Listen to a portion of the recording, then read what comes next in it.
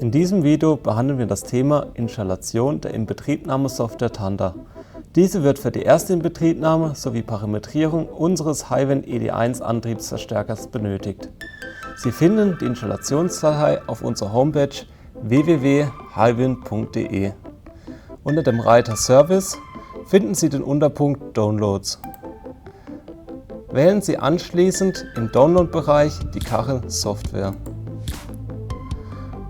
Hier finden Sie die Installationsdatei für die Inbetriebnahmesoftware Tanda.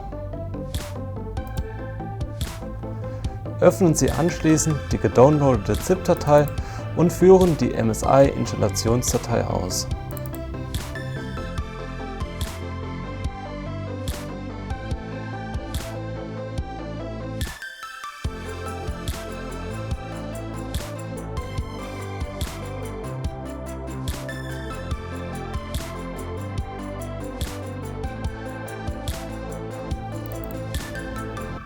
Wählen Sie nun den angeschlossenen Drive-Typ aus.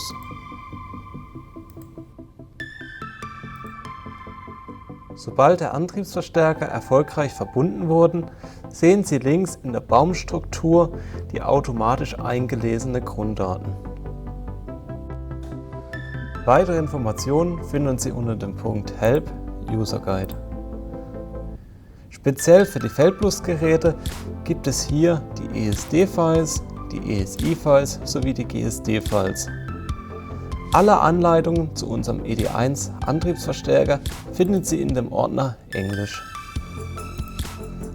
Nun können Sie mit der Inbetriebnahme Ihres Motors starten.